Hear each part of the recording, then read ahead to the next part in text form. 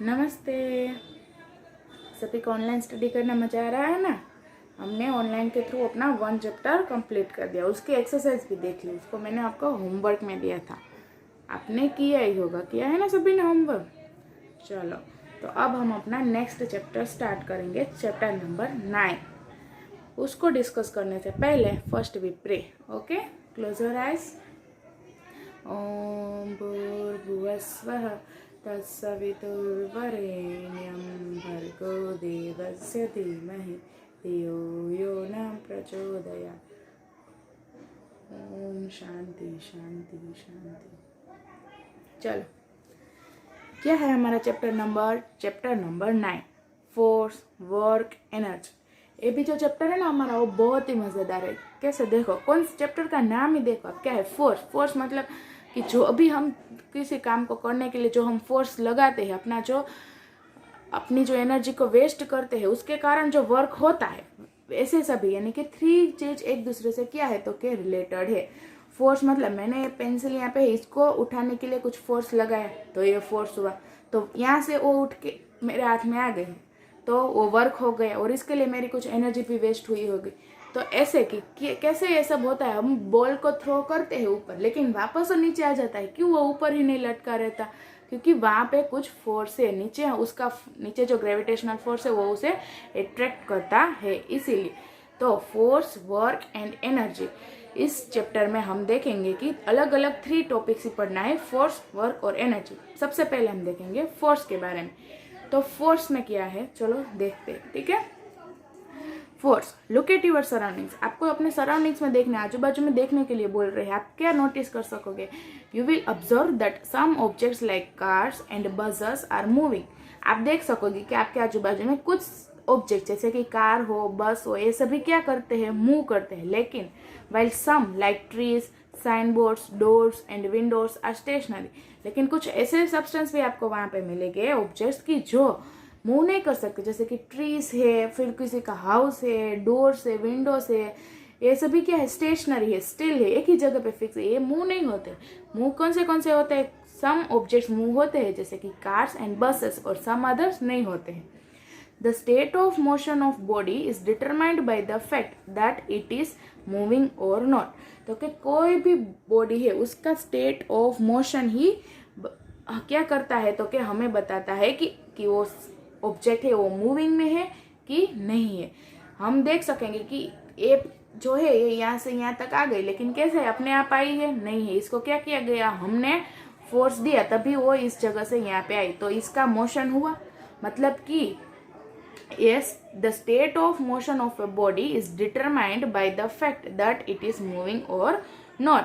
कि उसके motion of body के स्टेट, मतलब state of motion of body की वो कैसे मूव हो रहा है, उसके ऊपर ही हम क्या कर सकते हैं कि बोल सकते हैं कि वो मूविंग है कि एक जगह पे स्थिर है। जैसे कि हाउस होते हैं, देखते हैं कि एक ही जगह पे होते हैं, अब थोड़ी देर बाद भी देखोगे तो भी वो कहीं पे होंगे, वहीं पे ही होंगे, उसमें कोई state of motion of body नहीं होगा। समझ में आ रहा है?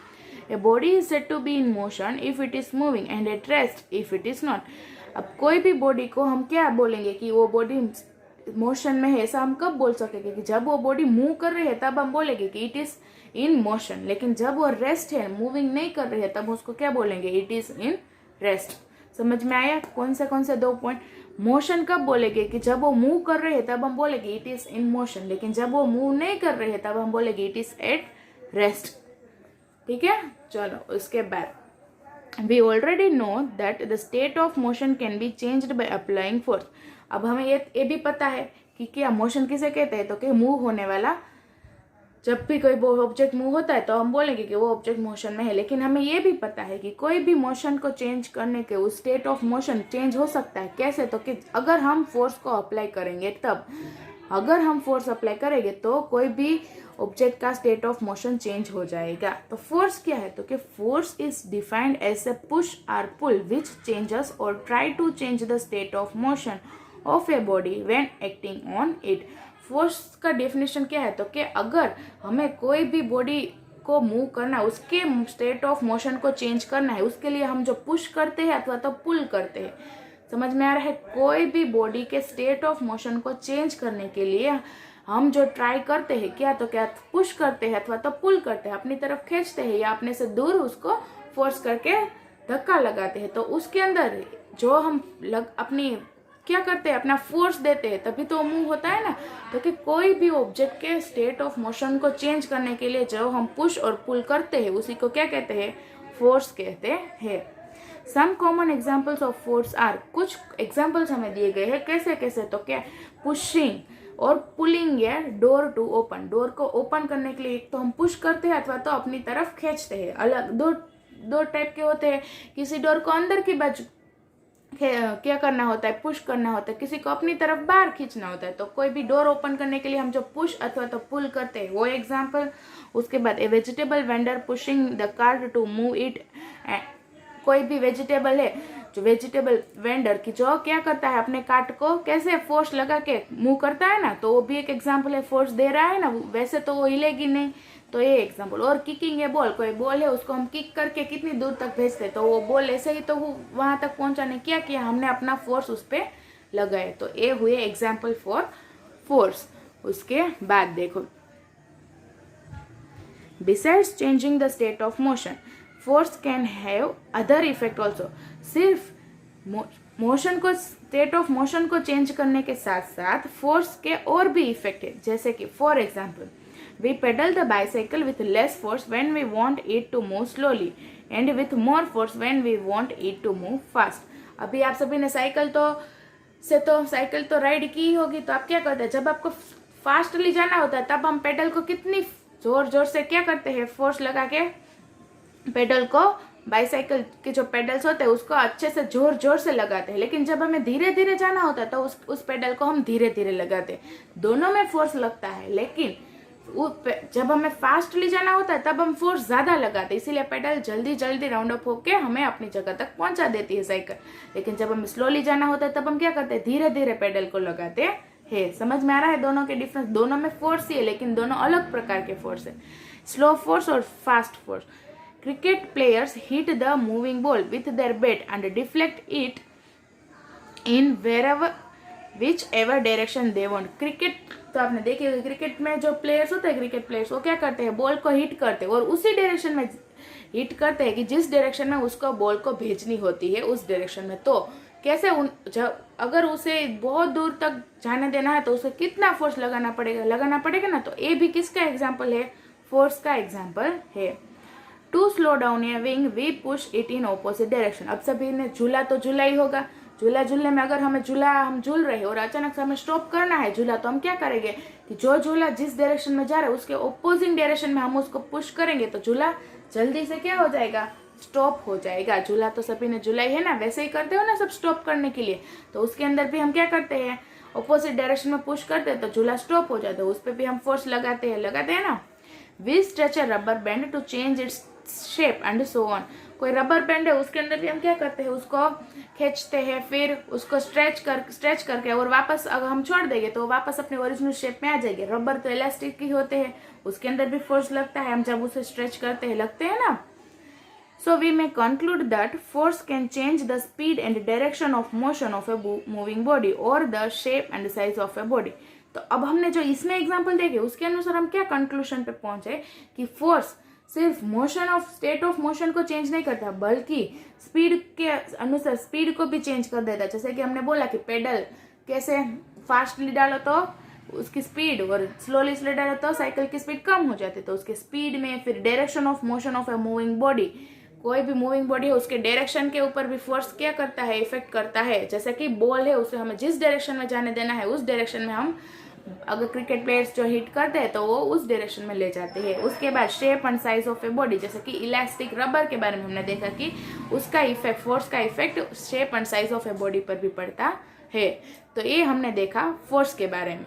उसके बाद हम देखेंगे, फोर्स देख लिया सभी ने, उसके बाद हम टाइप्स ऑफ फोर्स अब देखेंगे, टाइप्स ऑफ फोर्स। चलो let's now discuss the different types of force that are present in nature. अब हम देखेंगे कि नेचर में कितने कितने प्रकार different types of force available है, प्रेजेंट है, तो उसके बारे में देखेंगे। फर्स्ट फोर्स हम देखेंगे मस्कुलर फोर्स। मस्कुलर फोर्स क्या है? मस्कुलर नाम से ही आपको मालूम पड़ा, मसल्स, मसल्स किस में होते हैं? हमारे बॉडी में। तो एक कौन सा फोर्स है कि जो हमारे बॉडी के थ्रू एक्सर्ट किया गया फोर्स है, उसको हम क्या कहते हैं? Muscular force. नाम से याद रखो, मस्कुलर मतलब मसल्स। मसल्स किस में होते हैं? बॉडी में, ह्यूमन बॉडी में होते हैं। यानी कि हमारे द्वारा जो फोर्स एक्सर्ट किया गया है उसको कहते हैं मस्कुलर फोर्स। तो उसकी डेफिनेशन भी सो सिंपल, देखो, the force exerted bye muscles of our body is called muscular force. ऐसा फोर्स कि जो हमारे बॉडी के मसल्स थ्रू एक्सर्ट हुआ है, उस फोर्स को हम कहते हैं मस्कुलर फोर्स। लिफ्टिंग ए स्कूल बैग, हम बैग लेके बैग को लिफ्ट करते स्कूल पे आते हैं, तो हमारे बॉडी थ्रू ही वो क्या हुआ, उसके ऊपर फोर्स लगा और हमने क्या किया, बैग को वहां से उठा के स्कूल तक लाके। तो वो भी एग्जाम्पल है। Kicking a football, football kick करना, जैसे कि यहाँ पे बताया गया है। पुशिंग ए डोर, डोर को पुश करना था तो पुल करना, वो सभी किसके थ्रू होते हैं? ह्यूमन बॉडी के थ्रू, और उसके अंदर मसल्स होते हैं, इसलिए इस फोर्स को क्या कहते हैं? Muscular force. और भी बहुत सारे एग्जाम्पल कि जो भी हम काम करते हैं वो सभी मस्कुलर फोर्स में आ गए। Etcetera are some activities that use muscular force. ये सभी क्या है? स्कूल बैग को लिफ्ट करना, kicking a football, pushing a door, ये सभी एग्जाम्पल किसके हैं? तो के जिसके अंदर मस्कुलर फोर्स यूज होता है। उसके बाद चलो, मस्कुलर फोर्स समझ में आया ना कि मसल्स, हमारे बॉडी के मसल्स थ्रू एक्सर्ट होने वाला फोर्स मस्कुलर फोर्स। उसके बाद हम देखेंगे फ्रिक्शनल फोर्स। तो फ्रिक्शनल फोर्स क्या है? Frictional force, friction is the force that oppose the motion and therefore try to stop और slow down a moving body. Friction क्या है? तो कि कोई भी बॉडी है वो मूव हो रही है, तो उसको ओपोज करना, उसके डायरेक्शन, उसके मोशन को ओपोज करना, मतलब कि क्या करना कि जो बॉडी मूव हो रही है उसको तो स्टॉप कर देना अथवा तो उसको स्लो डाउन कर देना। तो वहां पे जो फोर्स एक्सर्ट होता है उसको कहते हैं फ्रिक्शनल फोर्स। मानो कि कोई भी ऑब्जेक्ट हो अपने गति में क्या हो रहे हैं, अपनी लाइन में मूव हो रहे हैं, लेकिन उसे स्टॉप करने के लिए जो फोर्स लगता है, मतलब ओपोज करते हैं, उसके मोशन को क्या करते हैं? ओपोज करते हैं। तो उस फोर्स को क्या कहते हैं? Frictional force. A ball moving on the ground comes to rest on its own after some time due to friction, force of friction। हम बॉल को यहाँ से हिट कर देते, तो आप देखोगे कि थोड़ी देर वो बॉल कहाँ तक जाएगा? जितना हमने फोर्स दिया होगा वहां तक जाएगा। एक बॉल को हम हिट करते हो किस में आएगा? मस्कुलर फोर्स में। लेकिन जब वो बॉल जा रहा है तो ऐसा तो नहीं कि वो दूर दूर तक चलता ही जाएगा। कोई तो ऐसी चीज आएगी जिसके पास वो क्या होगा? टकराएगा। तो उसको, उस जो चीज से वो टकराता है उसने क्या किया? तो जो बॉल मूव हो रहा है उसको ओपोज करके उसे रोक दिया। तो वहां पे क्या हुआ? फ्रिक्शन हुआ। तो जिस ऐसे जो होते हैं फोर्स, उसको कौन सा फोर्स कहते हैं? Frictional force. समझ में आ रहा है कि हमने बॉल को हिट कर दिया तो बॉल चलता जाएगा, लेकिन कुछ तो ऐसी चीज बीच में आएगी ना, क्या कि जिससे बॉल टकरा के स्टॉप हो जाएगी, उसके आगे जा नहीं सकेगा। तो ऐसे जो फ्रिक्शन होते हैं उसको क्या कहते हैं? Frictional force. We are able to walk smoothly due to friction. तो हम उस फ्रिक्शन तक आसानी से पहुंच सकते हैं। क्यों? क्योंकि बॉल तो दूर दूर तक यहाँ से हम डालेंगे, तो ऐसा तो नहीं है कि पूरा इंडिया घूम के आ जाएगा। कुछ तो ऐसी जगह होगी ना जहाँ पे जाके टकराएंगे, तो हम वहां तक आसानी से पहुंच सकते हैं। तो ये देखा हमने फ्रिक्शनल फोर्स। उसके बाद हम देखेंगे मैकेनिकल फोर्स। मैकेनिक नाम में आपको क्या लगेगा? कुछ मशीन जैसा लगेगा, दिख रहा है ना मैकेनिकल। तो वहां पे क्या है? मशीनिकल कोई वर्क है, उसके द्वारा प्रोड्यूस होने वाला work mechanical force. The force produced by a machine is known as mechanical force. The force produced by a machine is called mechanical force. तो कोई भी मशीन के द्वारा प्रोड्यूस होने वाला फोर्स, उसको क्या कहते हैं? मैकेनिकल फोर्स कहते हैं। Car, buses and other vehicles move due to mechanical force produced by the engine। कोई भी कार है, बस है, अदर व्हीकल्स है, वो मूव होती है। क्यों? क्योंकि उसके इंजन के थ्रू जो मैकेनिकल फोर्स प्रोड्यूस होता है, उसके हिसाब से ही जो कार है, बस है और जो भी व्हीकल्स है वो सभी किसकी वजह से मूव होती है? तो क्या जो इंजन मैकेनिकल फोर्स प्रोड्यूस करते हैं उसी की वजह से वो मूव होती है। ये देखा हमने मैकेनिकल फोर्स के बारे में। अब हम देखेंगे इलास्टिक फोर्स। इलास्टिक मतलब है नाम, इलास्टिसिटी होगा वहां पे। कुछ समझ में आ रहा है? इलास्टिक किस में होता है? कोई भी रबर बैंड है उसके अंदर इलास्टिसिटी होता है ना। तो if we apply force on a rubber band और an elastic thread it stretches, जब हम कोई फोर्स रबर बैंड के ऊपर अथवा तो इलास्टिक थ्रेड के ऊपर लगाते हैं तो क्या होते हैं, स्ट्रेच होते हैं, मतलब उसकी शेप में और उसकी साइज में डिफरेंसेस होते हैं। When we release it after some time it regains its original shape and size, और जब हम उसे इलास्टिक करके उसके बाद उस स्ट्रेच करके वापस हम छोड़ देंगे तो वापस अपने ओरिजिनल शेप एंड साइज में क्या आ जाएगी, अगेन अपने ओरिजिनल शेप एंड साइज वो ऑक्यूपाई कर लेंगे। This force possessed by a body that regain its original shape after being stretched is called elastic force। तो क्या ऐसा फोर्स कि जिसके अंदर कोई बॉडी कोई फोर्स को लगाती है और उसके शेप में चेंजेस आते हैं, लेकिन वापस अगर उसे रिलीज कर दे तो वापस क्या हो जाता है, वो अपने ओरिजिनल शेप में आ जाता है। जैसे कि यहाँ पे गर्ल एक आपको एग्जाम्पल की तरह क्या है आपको दिया गया है कि जो रबर बैंड है उसको स्ट्रेच किया, उसके बाद अगर वापस रिमूव कर दे तो क्या हो जाएगा, अपने ओरिजिनल शेप में रिगेन हो जाएगा। तो ये एग्जाम्पल हमने देखा किसके लिए, इलास्टिक फोर्स के लिए। अब हम देखेंगे मैग्नेटिक फोर्स। तो मैग्नेटिक फोर्स में क्या है, तो क्या मैग्नेट का इस्तेमाल किया गया है, इसीलिए उसको क्या कहते हैं, magnetic force. The force exerted bye a magnet is called magnetic force. आप सभी ने मैग्नेट से तो खेला ही होगा, तो क्या मैग्नेट के द्वारा जो फोर्स एक्सर्ट होता है उसको कहते हैं magnetic force. This force attracts other magnets और सब्सटेंस मेड ऑफ आयरन। आपने मैग्नेट से खेला है ना, तो उसमें क्या होता है, अगर एक मैग्नेट यहाँ पे और दूसरा थोड़ी उसके दोनों के बीच में थोड़ी जगह है तो भी क्या होता है, दोनों एक दूसरे को अट्रैक्ट करते हैं और किसके साथ वो अटैच होते हैं, तो क्या आयन से बनी हुई सब्सटेंस के साथ मैग्नेट क्या करता है, उसका फोर्स लगा के अट्रैक्ट होता है। तो उस जगह कौन सा फोर्स प्रोड्यूस होता है, तो क्या मैग्नेटिक फोर्स। उसके बाद लास्ट हमारा है gravitational force. Gravitational force is the force with which any two object pull each other. Gravitational force ऐसा फोर्स है जिसके द्वारा कोई भी टू ऑब्जेक्ट्स क्या होता है, तो क्या एक दूसरे के साथ पुल ईच अदर, एक दूसरे को अपनी तरफ खींचते हैं। कोई भी टू ऑब्जेक्ट्स एक दूसरे को अपनी तरफ खींचते, पुल खींचना, जैसे कि वो दोनों क्या एक दूसरे के पास आ जाए। तो इसका एक बेस्ट एग्जांपल क्या है, तो क्या हम बॉल को ऊपर थ्रो करते हैं ना, ऊपर की साइड स्काई की तरफ थ्रो करते हैं, लेकिन वापस वो कहाँ पे आ जाता है, अर्थ पे। क्यों, क्योंकि अर्थ क्या है, अर्थ ग्रेविटेशनल फोर्स एक्सर्ट करता है, जिसकी वजह से बॉल को अर्थ की सरफेस के ऊपर वो पुल करता है। तो ये है ग्रेविटेशनल फोर्स। फॉर एग्जाम्पल के लिए, whenever we throw something it always comes back to the ground because of the gravitational force exerted by the earth on that subject. जब भी हम कोई भी ऑब्जेक्ट्स को थ्रो करते हैं तो वापस कहाँ पे आ जाता है, तो क्या ग्राउंड। क्यों, क्योंकि ग्रेविटेशनल फोर्स एक्सर्ट होता है बाय द अर्थ। किसके द्वारा ग्रेविटेशनल फोर्स एक्सर्ट होता है, तो क्या अर्थ। किसके ऊपर, तो क्या उस सब्जेक्ट के ऊपर, उस ऑब्जेक्ट के ऊपर ग्रेविटेशनल फोर्स एक्सर्ट होता है, जिसकी वजह से वो ऑब्जेक्ट वापस कहाँ पे आ जाता है, ग्राउंड पे, यानी कि अर्थ सरफेस के ऊपर वापस आ जाता है। तो ये है ग्रेविटेशनल फोर्स। देखो, for keeping us bound to earth, the earth and other planets revolve around the sun in fixed orbit due to gravitational pull of the sun. अब आपने देखा होगा सोशल स्टेट में, आपने सोशल साइंस में पढ़ा होगा कि सन के सराउंडिंग में क्या है, तो क्या प्लैनेट्स है। तो वो प्लैनेट्स अपनी ही दिशा में राउंड होते रहते हैं। कभी आपने देखा कि अर्थ हो उसने जुपिटर की जगह ले ली और जुपिटर ने अर्थ की जगह ले ली, ऐसा नहीं होता। क्या होता, अपने ही डायरेक्शन में मूव होते रहते हैं। क्यों, क्योंकि ग्रेविटेशनल फोर्स सन और बाकी सब प्लैनेट्स को क्या करके रखता है, फिक्स करके रखता है कि अर्थ है तो वो कहाँ पे होगा, उसी जगह पे होगा कि जितना ग्रेविटेशनल फोर्स है वो अट्रैक्ट हो सकता है, उतना ही ग्रेविटेशनल फोर्स वहाँ पे होगा। तो इसी की वजह से क्या होता है, तो कि अर्थ छे और अदर प्लैनेट से वो सन को उसी एक ही डायरेक्शन में क्या होता रहता है, मूव करता रहता है। समझ में आ रहा है, ये सन है तो हमारा अर्थ यहाँ पे है, तो सभी जगह पे इक्वली क्या लगेगी, ग्रेविटेशनल फोर्स लगेगा। तो राउंड डायरेक्शन में क्या होता रहता है, मूव होता रहता है, रिवॉल्व द सन। समझ में आ रहा है, कौन रिवॉल्व कर रहा है, अर्थ। क्यों, क्योंकि इन दोनों के बीच में क्या है, ग्रेविटेशनल फोर्स। ग्रेविटेशनल फोर्स के कारण ही पूरा राउंड अप में क्या होता रहता है, मूव होता रहता है। तो आज हमने देखा टाइप्स ऑफ फोर्स, फोर्स की डेफिनेशन देखी और उसके टाइप्स देखे। आपका होमवर्क क्या है, टाइप्स ऑफ फोर्स।